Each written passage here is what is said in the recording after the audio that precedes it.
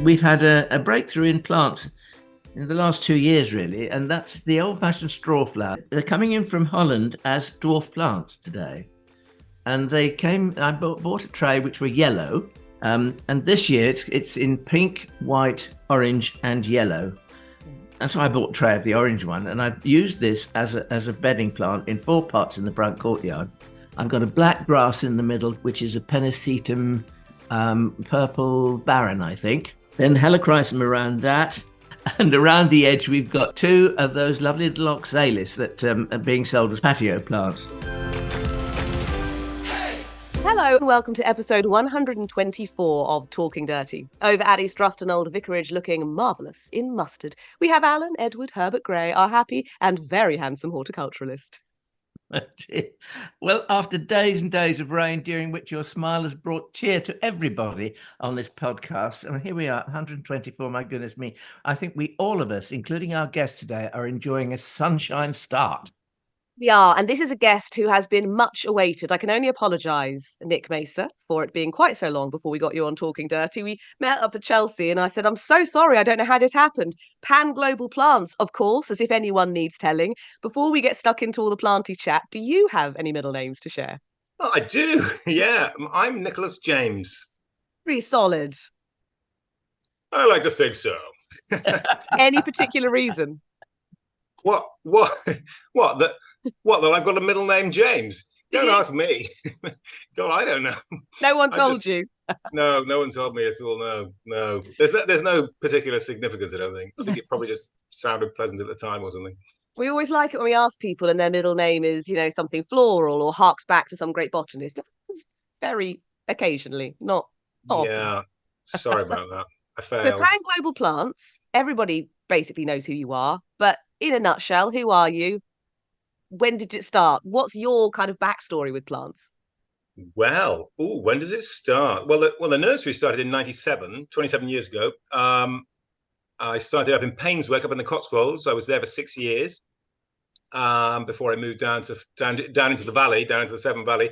But before that, my obsession with plants started at around 2021, and it was more an obsession in trees at the time. I was just absolutely obsessed in trees. I was cramming knowledge like a maniac. My dad said, "Oh, you should go and study horticulture now. Horticulture for you, my boy," or something along those lines. And I said, "Horticulture? What do you mean horticulture? I'm not interested in flowers. I'm interested in trees. God damn it!" So, so I marched off and thought, what shall I do in the tree world? And there were very few things, because there's forestry and arboriculture. And I thought, well, I don't want to be a forester. That's a bit dull. I'm sure it isn't foresters out there, but it seemed dull. So I did ARB, which was kind of mad. And within about 6 months, I mean, ARB is an interesting course, don't get me wrong, but I signed up for a 3-year ARB course. But after about 6 months, I realized that actually I should have listened to my dad, because my interest was expanding completely into everything. And I had a very good lecturer at college, John Whitehead, who was quite a plantsman, into everything from alpines to trees. And so I was really influenced by him as well. And I thought, oh well, but it was a sandwich course. So my middle year, I went out and worked at. I split it between Westernburt Arboretum and Hillier Arboretum, which of course is still mainly trees, let's face it, woody plants, but it's woody plants in a garden setting, especially somewhere like Westernburt, which is planted in the picturesque kind of style. It's a combination, not just being a nerdy tree boy, but also enjoying how things are put together. And a good arboretum is very much like a good garden. It's all about how everything sits together. I finished my course and then had a nasty breakup with my partner at the time, and found myself living in this local area, and thought, what shall I do? I started working at a large garden that lasted about 2 years. That project, and then that failed. Started Pan Global. Here I am now. It's a big step to just be like, right, okay, I'm going to start a nursery. Well, I suppose so. I've been growing loads of things at home.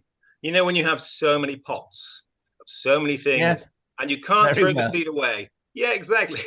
you, you can't throw it away because it's so special. Or someone Yeah. gave you this seed, or you found this seed somewhere, and you, oh, I must grow that. Must grow it. Ooh, special, special, special. So the seeds. Oh God, that was a terrible pun. But the seeds for this nursery were sown quite early, you know, in that kind of related way. So it seemed semi-logical. And a friend at the time said, "You start a nursery, I'll grow for you. You sell." So that's how it kind of started. And how quickly did you become a place which had such special plants and such interesting things? Well, I would say from the word go, that was the main angle always, because that's, you know, coming from the heart. You know, that's what I want to do. That's what I want to grow. I mean, I have all sorts of relatively, you know, I mean, things you would see in various places, you'll also see here as well, because they're great plants. They're good garden plants, and I've got no problem selling those because they're excellent. And if I like it, I'll sell it. I don't have to. It doesn't have to just tick the mega rare box at all. But you know, they could be sitting next to one of the rarest things, possibly, you know, in the UK, on the nursery. So yeah. From the word go, it's always been to grow and sell a really eclectic range of really interesting, unusual, hard to get. You know, it's a plants, it's just a plantsman's nursery, really. Yeah. It's interesting what you're saying, Nick, because that chimes in with Garden East Ruston here very, very well. Because over the years, you've been to the garden, you know what it's like. We built up this garden, massive collection of plants, etc., etc. And then we discovered Nick Mesa, and suddenly, well, you kind of shook us up a bit. You sort of woke us up a little bit, and with your sort of kind of philosophy, your nursery philosophy, if you like, you know, however many Philadelphus there are, I want to grow the best one. That's cutting it to very fine because there's several best ones, but I mean, there's one particular one which I think is called Casa Azul, which was a naturally occurring hybrid on your nursery, for instance, which It was, yeah. I mean, to me, it stinks of bubble gum, but everybody else says, "Oh, what was that scent? It's absolutely fantastic. It's fabulous." I agree. I agree with you.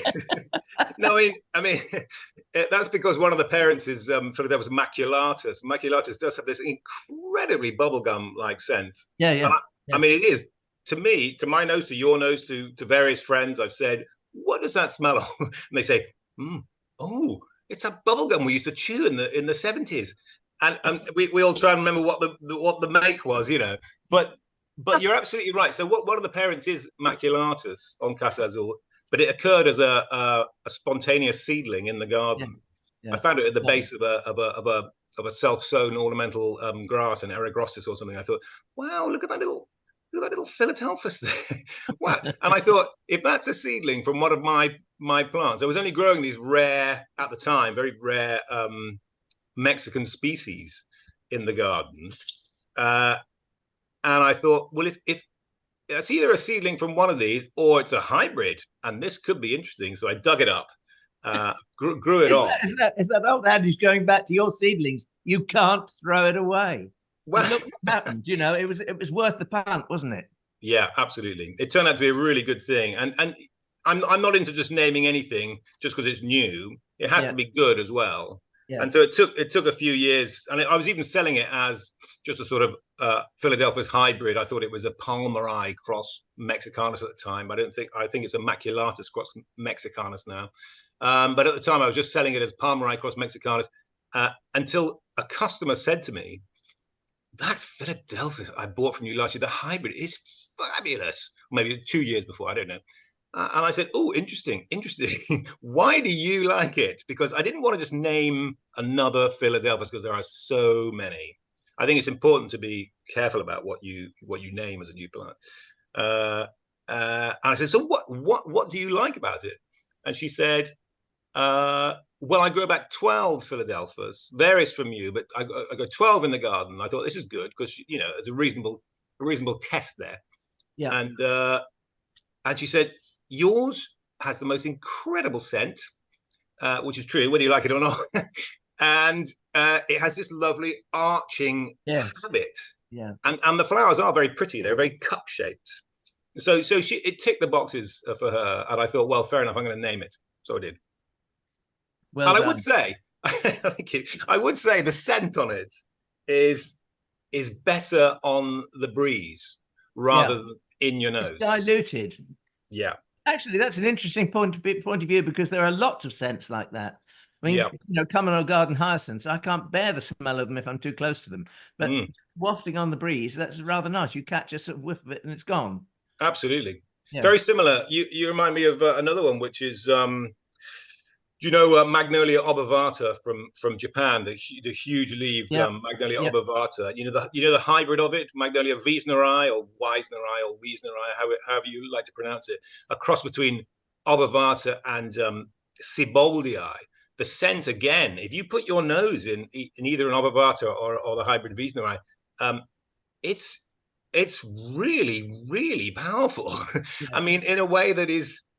It's kind of bizarre. There's no way of kind of describing what that scent is. But when you smell it from 100 yards away, in a like at Westernburt over near me here, there used to be a large specimen of obovata, and I was walking around there once on a summer's afternoon, and I thought, what is that fabulous smell? And I realized it was the obovata, which was about 100 yards away, and it was the scent just catches the breeze and just goes up your nostrils. And you think, ooh, that's very good. But just another story on that. I cut a bud once, just about to flower, and I cut the bud of wieseneri, the hybrid, and I took it to a friend's house of an evening, and I was staying over that night, and we put it in a little cup of water, and then came down in the morning for breakfast, and it had opened. And as we opened the kitchen door, which everything was closed up, we opened the kitchen door, and the smell was frankly horrific. It was awful. It was so strong. It was so strong that we had to air the place. But smell on the breeze. Fantastic. Yeah. Now, over your shoulder, anyone who's watching the video version of this can see such tantalizing sprigs and leaves and twigs and things. So shall we start with a bit of your show and tell and meander our way through what you've brought today? Sure. Where do we start? Well, first thing that comes to my hand is a begonia. Now, this has been on the market for a little while, and it's starting to become better known. Let me show you the underside of that leaf there. It's fabulously net veined in red. And this is a baby, of course, a teeny weeny baby. This is Begonia Torsa, Torsa, which is a hybrid. It's a hybrid of grandis, our good old hardy begonia, very, very hardy begonia, which gives this one a lot of hardiness. In fact, I think it's probably got enough hardiness to grow anywhere in Britain. No one quite knows yet because we haven't grown it in the ground very long, but mine are thriving here. They came through the cold of December 22, which was a 10-day freeze. Absolutely fine. It goes dormant anyway, it goes underground like a grandis, so it's absolutely looking after itself in that department. But the great thing, apart from these lovely qualities that I just described, Torsa gets to have a massive leaf. So if you like grandis and the way it self-sows with its little bulbils that fall down from the leaf petiole axils every autumn and spreads itself around and becomes nice and weedy in a nice way. Very easily hoeable, of course, not too weedy, but this one does exactly the same. Nick, I had that from you 2 years ago. Fantastic. And I have to say that my plants now 2 years old are bigger than the leaf you just showed, because as you said, that is a baby. And I am astonished at the size of them. They are at least 30 centimeters across. They are huge. Yeah. And they're it's just such a stop you in your tracks plant. I mean, it hasn't flowered for me yet. And I mean, I don't care if it ever does. But I agree. I know what you mean. Yeah. It's got the same pink flowers as your average grandis. Yeah. And very much in the same form, at the top of the stem in the autumn, but I agree. You're not really growing it for its flowers, pleasant as they are. But I mean, it will flower, probably flower this year for you. Yeah. What I love with Fantastic. those is like they catch the breeze. You know, if you get the underside of the leaf and you get light, Yeah. there's just so many ways that the kind of elements interact with them as well. Yeah, yeah. They're great things, and there's so many different forms of grandis itself. I think I pulled a new one out over here actually. But yeah, I don't want to leave my. Are we leaving this one too soon? No, let's move on. So this is another grandis, new on the scene. Looks like a house plant actually. It's only on a cane because I grew it in the polytunnel too long in the shade and it got a bit floppy, but would normally be perfectly erect in the ground. So this is a new form, relatively new form, still pretty unusual on the scene actually, of grandis. This is pure grandis apparently. This one's called Bells and Whistles for obvious reasons. I think Ed Bowen and Co. in the States named this one. I think I'm right, at Isima. So Bells and Whistles is a grandis. It's got pink flowers, but it has these fantastic proper silver markings. You know, there are others with the occasional silver mark like Nanjiang Silver, but Bells and Whistles has proper markings, but it also has rich red undersides in the same style as the really good Claret Jug, which I've got self-selling by the million in the nursery gravel down by that polytunnel over there. So Claret Jug is fantastic, but Bells and Whistles, it takes it to another level really. And I've got plans to hybridize this with a rather silvery grandis I raised from seed. Hey, Oh, looking forward. Oh yes. I like to mess around with a little bit of hybridization every now and again because you know there are some great things to be created. I think it must be just it's such an exciting thing when you've got such amazing material to work with. You know, everywhere you look on your nursery, there's something interesting. Oh, Yeah. It is. I know what you mean, but at the same time, running a nursery, there's so much to do that sometimes you get to December and you think, oh no, I should have done some more hybridization this year, or even some hybridization at all. You know, the years tick by. It does take up time. That's why you need an R&D department or something. So what should we move on to next? This little gem has the title Smelly Melly. And it's, I mean, it's not, it does smell, but it smells really interesting. And I wouldn't call it nasty. I call it really interesting, actually quite pleasant in a way. This is a Chilean myrtle, which basically nobody grows. Very, very few people in the UK grow this at all. I was given cuttings by a friend.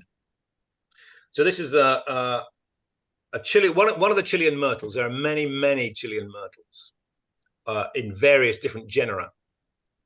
But this is one of the Amomyrtus. And some of you might know Amomyrtus Luma, gorgeous spring flowering shrub, tiny tree, large shrub, tiny tree.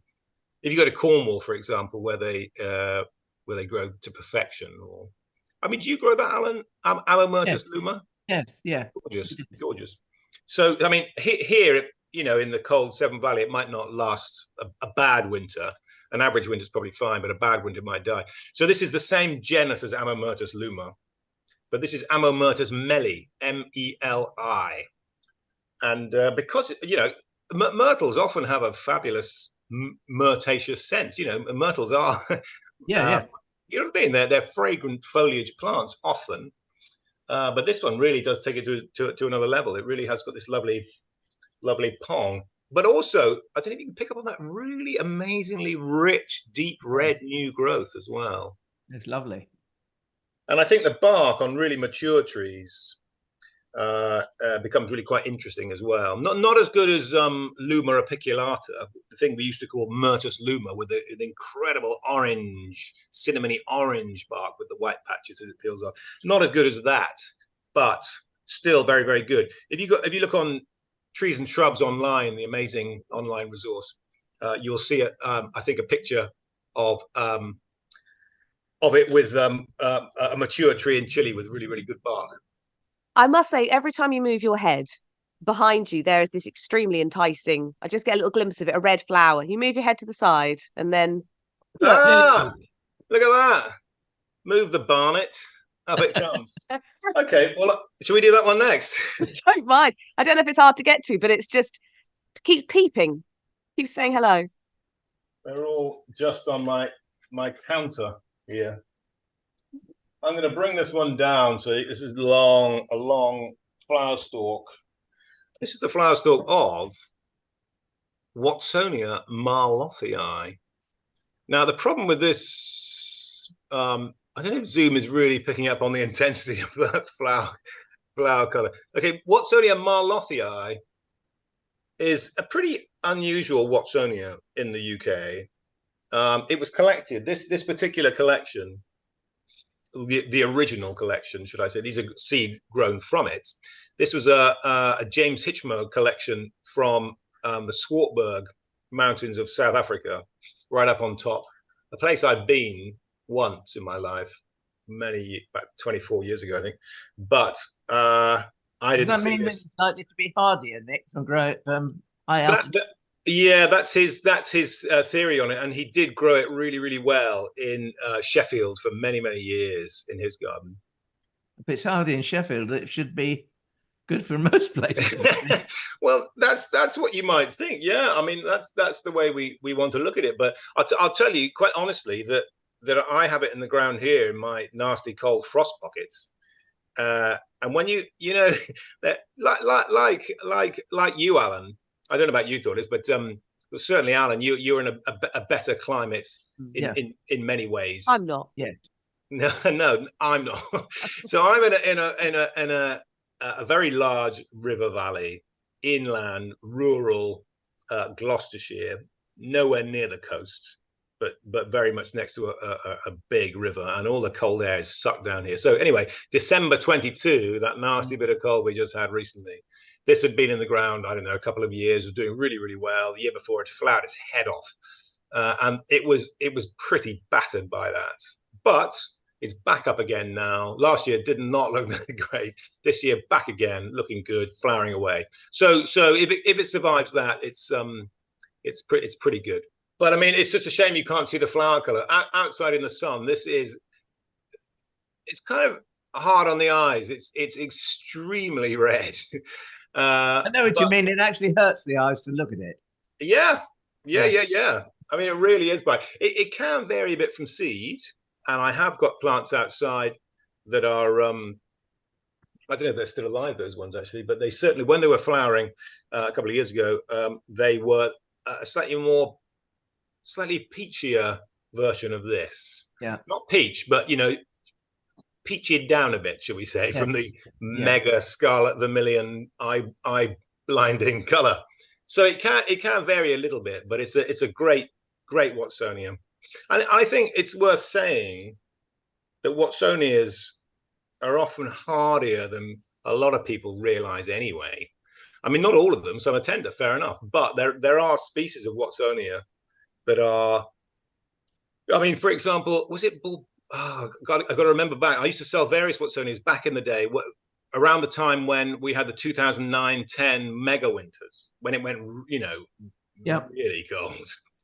And customers of mine came back in, local customers, at least one, should I say, one local customer who I know is in a cold place, and he said he had two different species completely survive those winters, and they, that was touching on -15 or so, and they weren't particularly species that are known to be hardy, per se.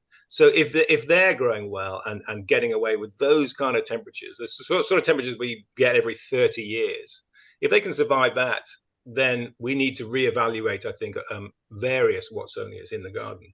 I think that goes for lots of plants. I mean, we're doing a trial in the garden here this year and for the next 2 years, which will be a 3-year trial in all of Hedychiums, because RHS at Wisley are doing it, Floors Castle in Scotland are doing it, and we're doing it. And it is to assess not just the plants, but mainly the hardiness of them.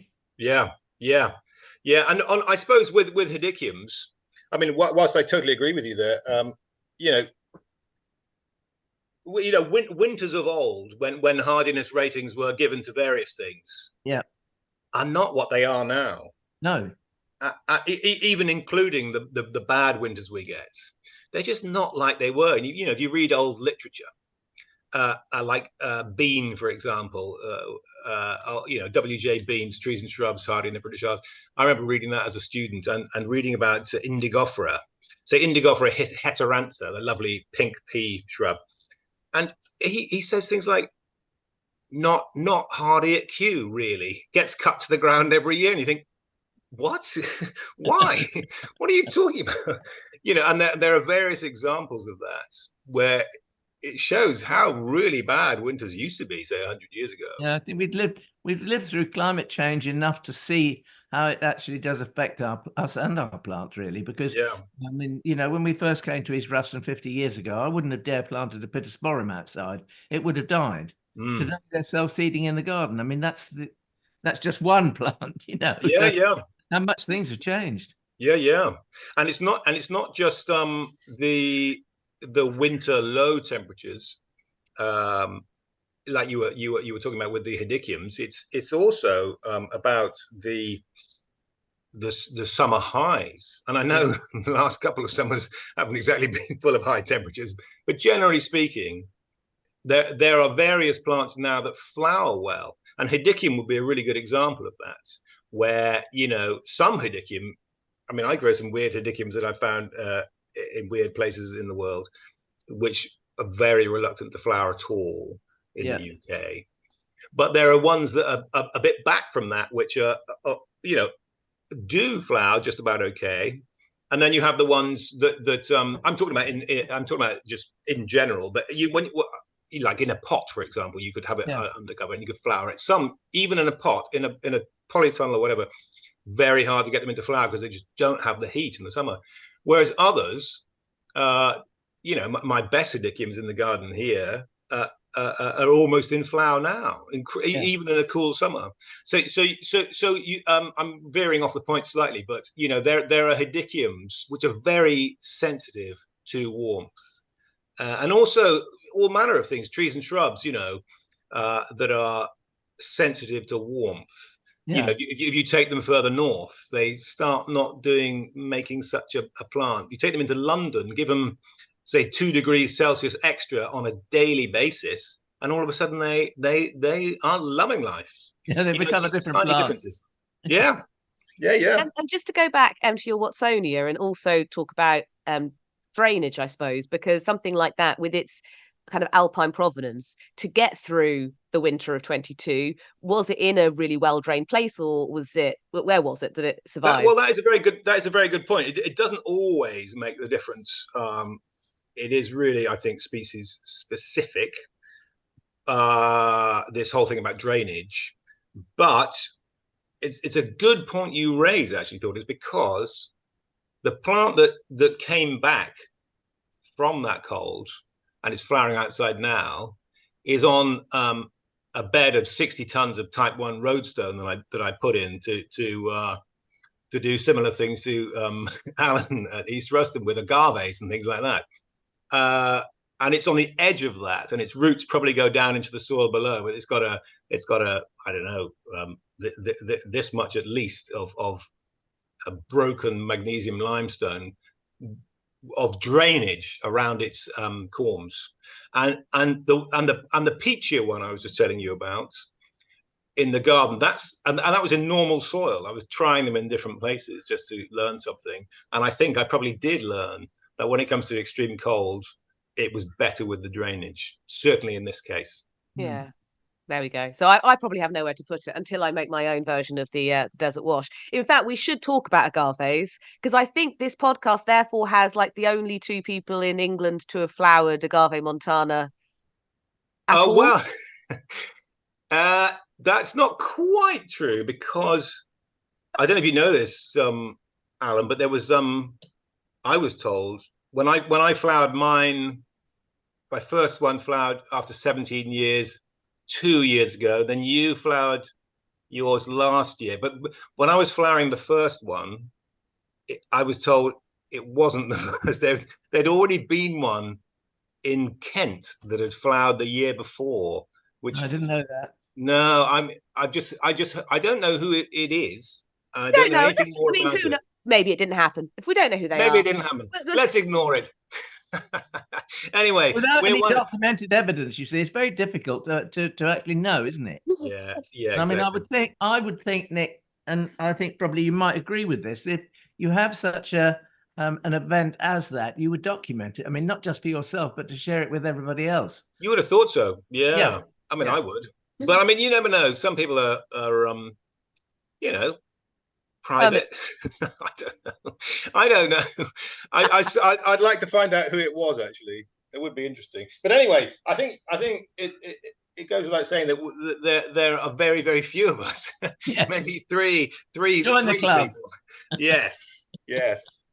I mean, I do have. Do you have any more flowering at the moment, Alan? No, not at the moment, but I would think within the next 3 or 4 years, we're going to have 2 or 3, if not more, flowering.